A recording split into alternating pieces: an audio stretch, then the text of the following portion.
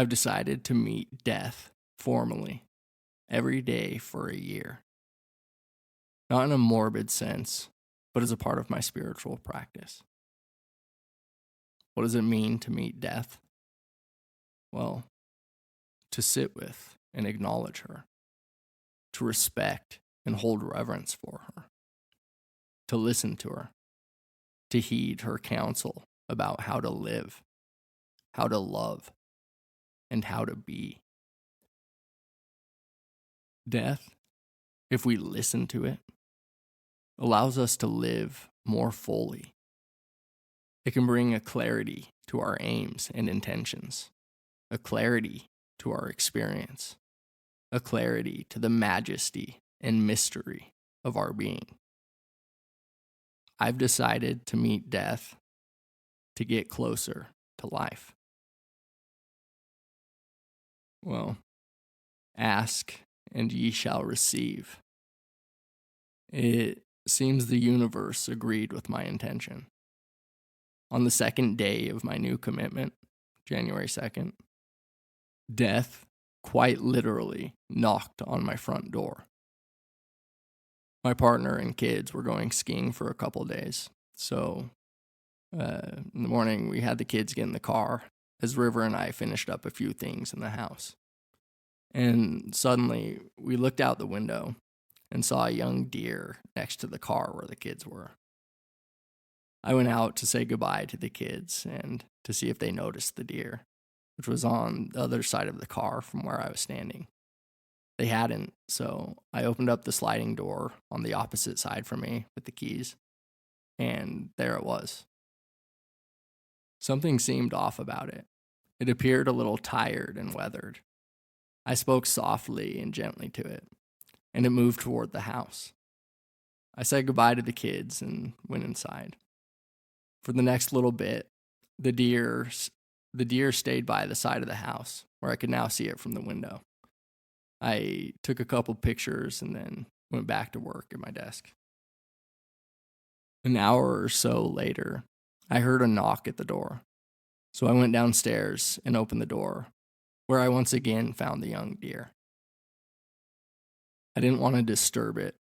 It seemed to feel safe, and so I just let it be and went back to my work.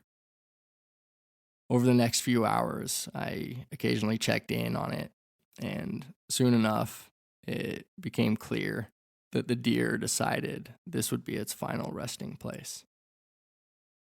I brought it water and kept checking in on it every so often. And finally, several hours later, when I came to check on it, it lay down on its side and extended its neck.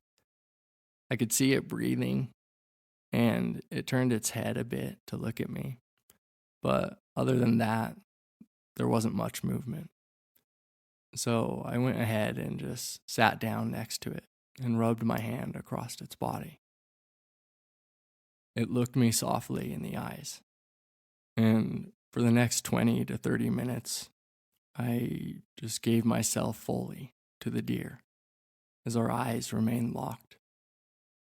I stayed present, non-distracted, with the heart and mind full of love and compassion. The environment was one of real peace and reverence. Finally, animal control sent a ranger from the sheriff's office who respectfully ended the deer's pain and suffering. I went inside and took time to reflect on the day and on death in general. I acknowledged that this would one day be me. The life force and vitality that brings a light to my eyes would one day dissipate and leave behind a cold, heavy corpse, which would decay and return to the earth. Death has been on my mind a lot this past year. Well, it's actually been on my mind for a long time. Through my early teens to mid-20s, I struggled with suicide with a growing intensity over the years.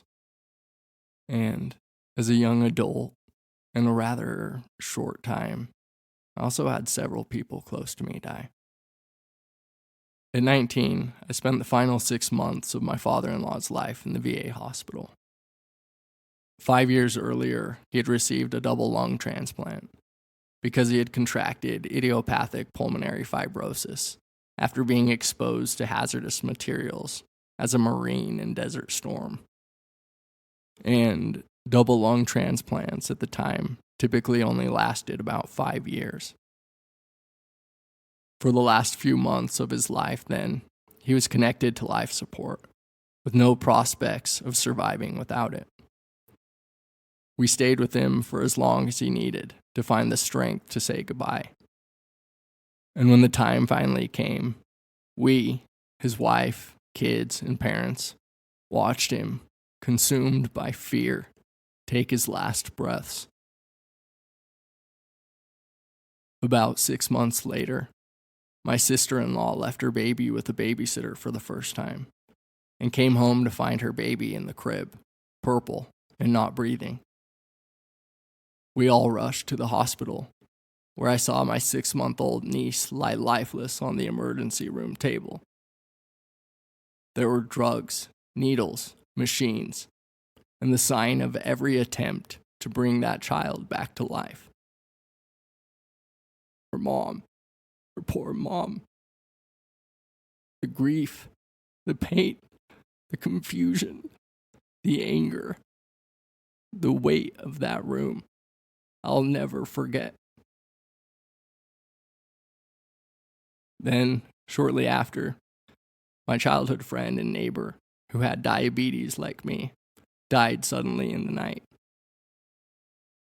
The way his dad spoke with silence and tears at his funeral filled me with a reverence I had never known until that point. His son, taken without notice.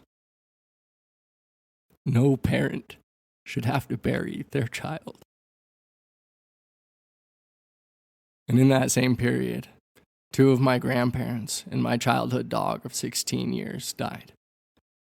My grandpa from a stroke in his early 70s, and my grandma from brain cancer shortly thereafter. I remember my dad went out and buried our dog by himself in the backyard. It was only a couple weeks after he had lost his dad. Anyway, throughout this time, I grew deeper into depression until, finally, I hit rock bottom in my first year of law school at 22. Nearly every day, I would find myself on top of the law school building, 7 stories up, waiting for the impulse that would send me plummeting to my death. My thoughts became so intense and aggressive that I got to the point where I didn't sleep for 3 days straight. Every time I came close to falling asleep, an electric shock would ripple through my head, sending my heart and mind racing. Something had to break. It did. On the 4th night of no sleep, as I laid in bed, I fell into a wake-initiated lucid dream, or a wild, something that was entirely unknown to me at the time. But there I was, suddenly in front of an old, leafless tree with thick branches stemming from its center. The sky was dark and cloudy. It felt extremely cold. I was shivering uncontrollably. And there on a branch hung a noose. I turned away from the tree to look around and saw only darkness. But when I turned back to face the tree, there was my entire family standing with their eyes closed. Suddenly, in unison, their eyes opened, which glowed pure white. And again, all at once, they pointed to the noose. There it went. The electric shock moved violently through my head and dropped down into my heart. I jumped up immediately and began to puke all over my sheets. I spent the rest of the night in my bathroom, dry heaving. In any case, I wasn't unfamiliar with death. It consumed me. I knew it would come for me, whether I took matters into my own hands or let nature take its course. Velar Magules, all men must die. In my mid-20s, though, after really committing to my Vipassana practice, my relationship with death changed dramatically. I understood and related to death from an entirely new perspective, the perspective of love. My suicidal thoughts faded slowly, and so did their intensity. And behind that dark cloud of thoughts opened an immense appreciation and thirst for life.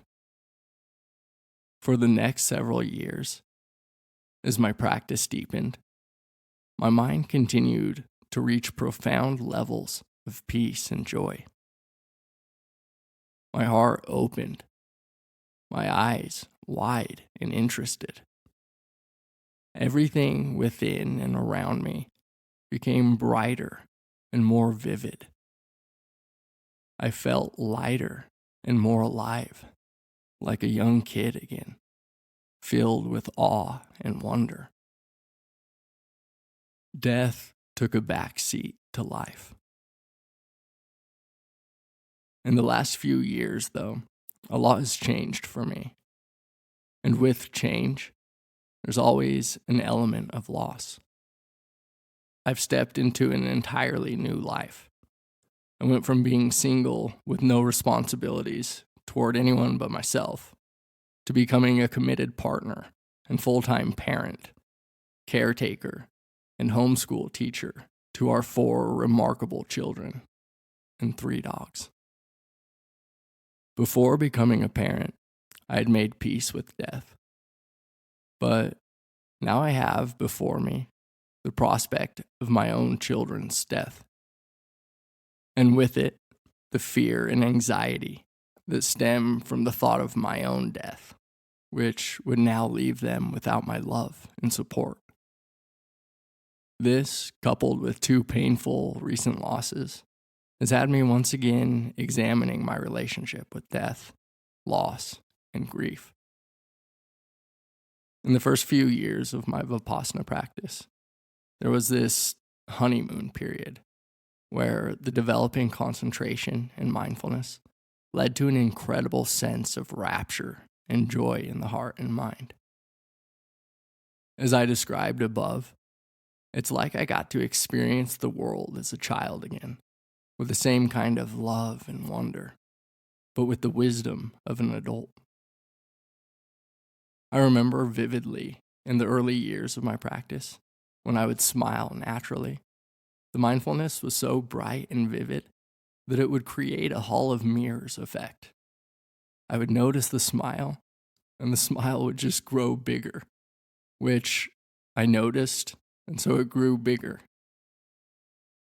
Once, after 10 18-hour days of Vipassana and 3 days of metta, I felt a gratitude for my parents that became so intense, I thought my body was going to explode. That was the biggest thing I've ever felt. The gratitude was pushing outward on every wall of my being. It was so powerful, it choked me as it moved up my throat, trying to escape. I couldn't breathe.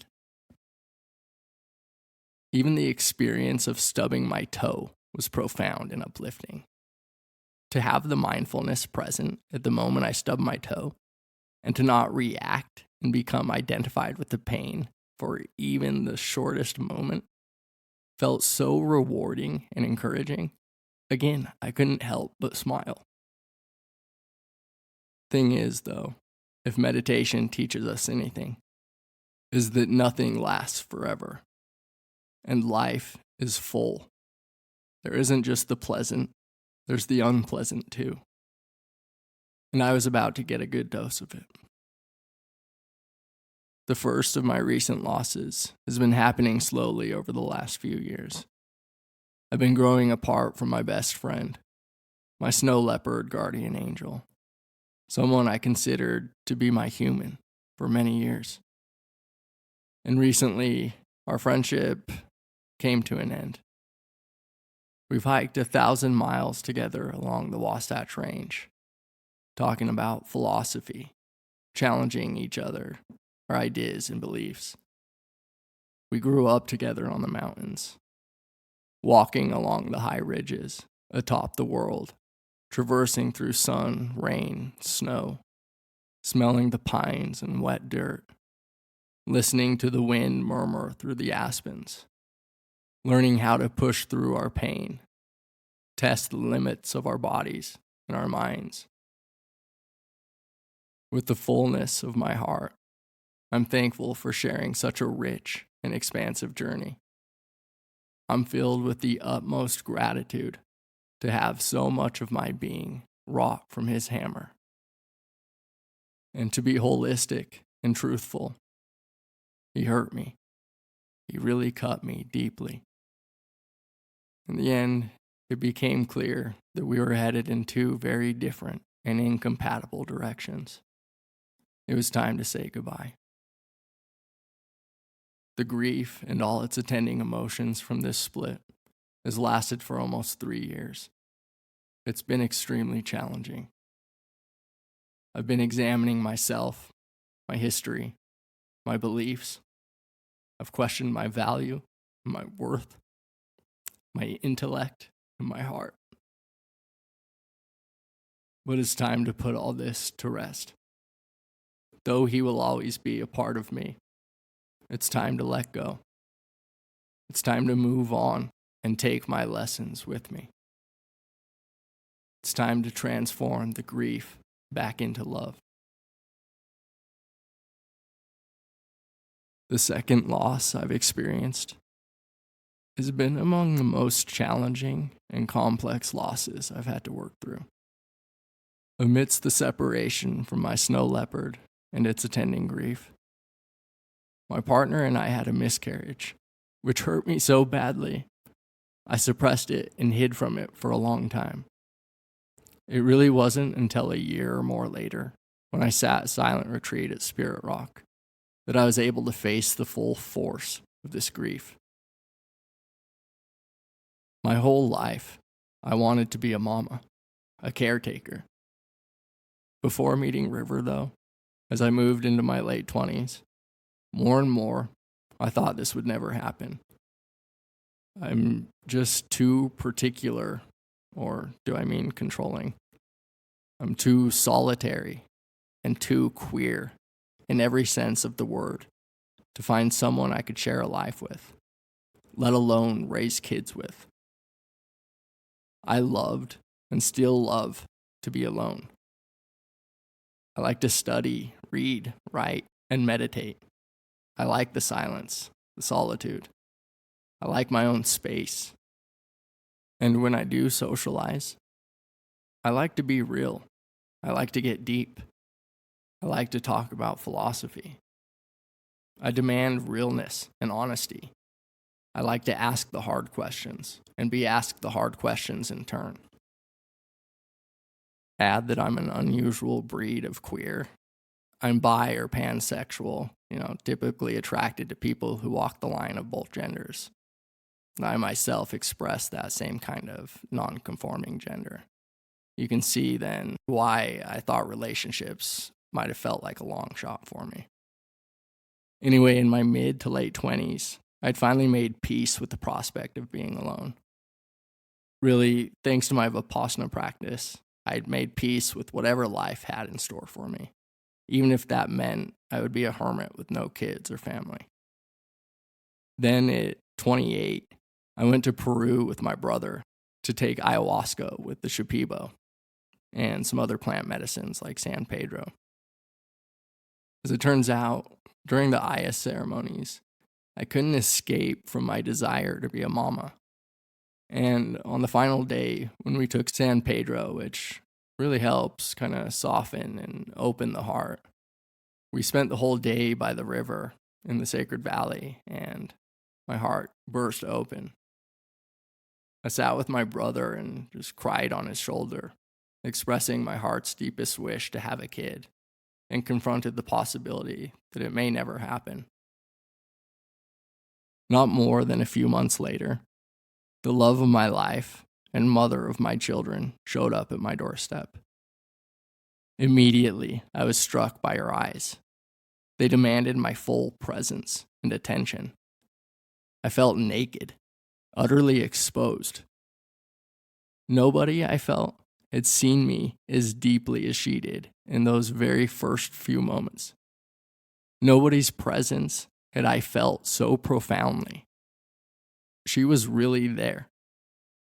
A spark of hope lit up in me.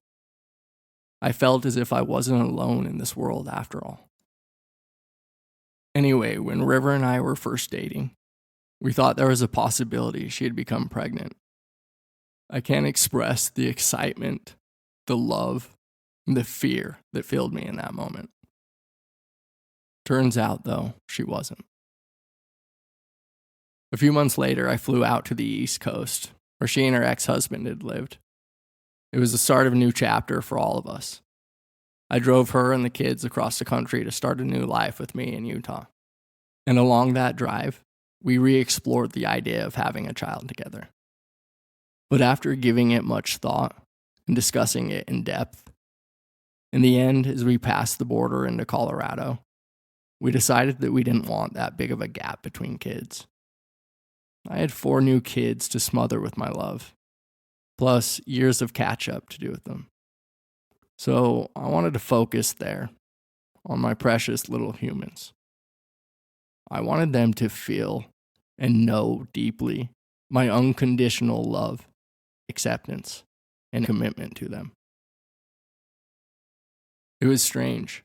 Before that point, I didn't realize how deeply I wanted to create a child, to be a part of the whole process, to find love, make love, witness the whole miracle of pregnancy and birth, hear the child's first cries, and feel it wrap its hand around my finger for the first time.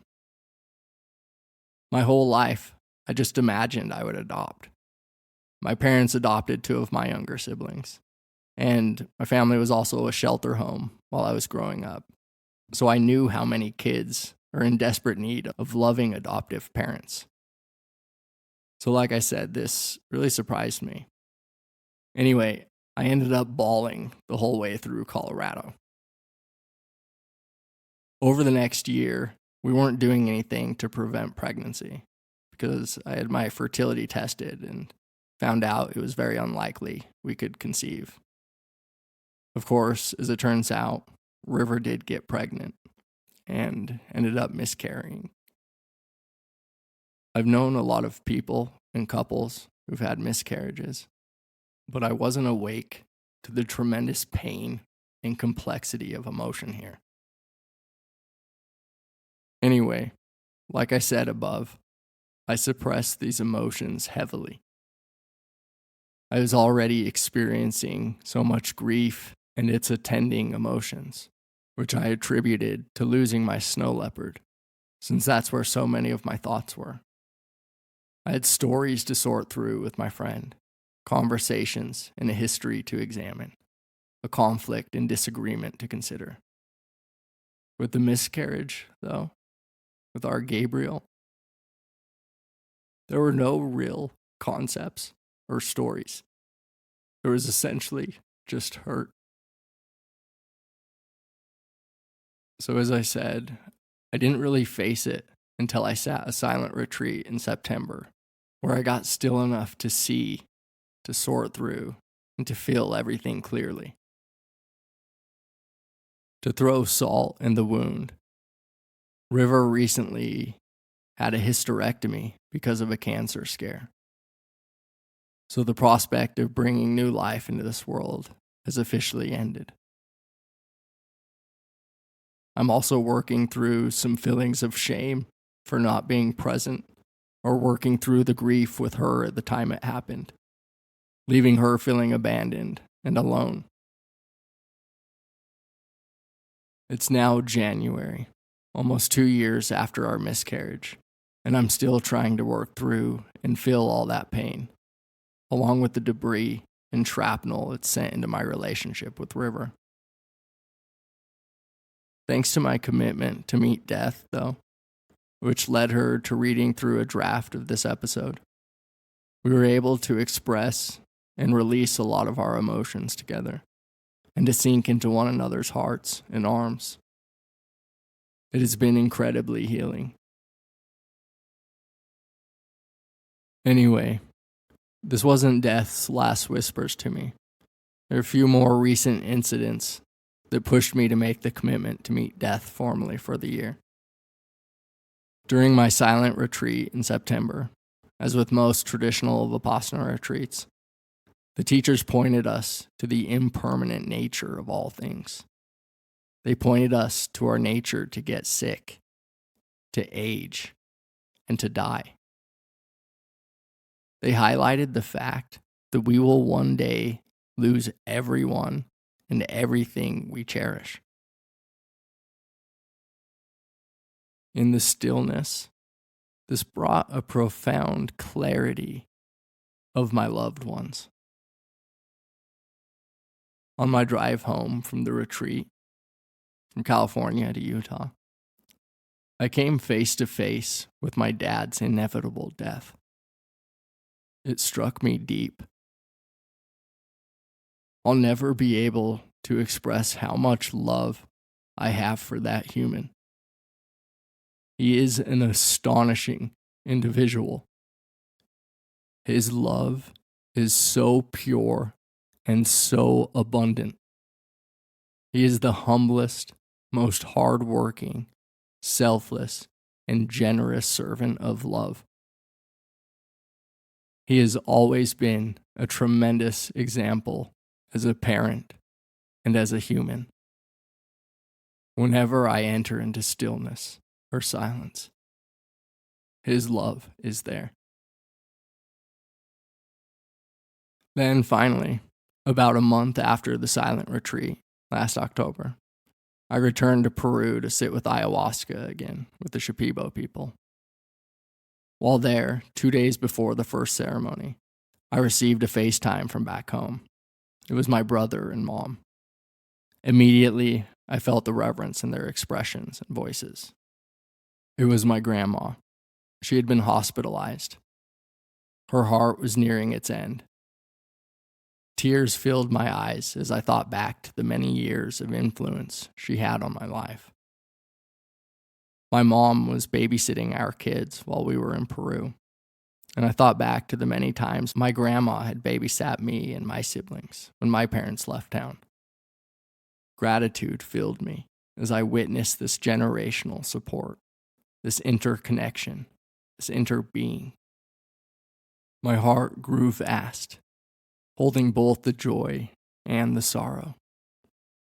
And then tears came upon realizing that I may not be able to hold her head to mine and say goodbye for the final time.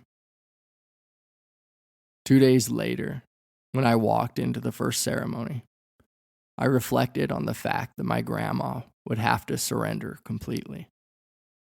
We all must surrender completely. One day, each of us must let go of everything. Why not, I thought to myself, let go now? All the wisdom traditions have, after all, been pointing me to this, to selflessness, to love. Do I have the courage to let go entirely? Life and death are whole. They're two sides of the same coin. We do not get one without the other. Each of us, me, you, are of the nature to get sick, age, and die. Have you really taken the time and the care to face this truth? Don't avoid your own mortality until it's too late. Imagine yourself on your deathbed and examine your life from this perspective. What does this reflection show you? Are there any changes you need to make to your life? Is there anything you're putting off, thinking there'll be time in the future? Are there any plans and dreams you aren't making space for? What about conversations you might be avoiding? Are there any relationships you have left unresolved? Are you holding on to any hatred or anger rather than reaching for forgiveness? How much time and energy are you wasting on things that, in the end, don't really matter? Did you hold your partner and your kids tenderly in your hands today? Did you tell them how much you love and appreciate them? Are you living out of fear? Or are you living with love? Death is ever present. We need only open our awareness to it. It is what holds life. It's what makes it so fragile and precious. Remember, our time is only borrowed, so don't waste it. Get close to death so you may live fully now. May you embody lasting peace.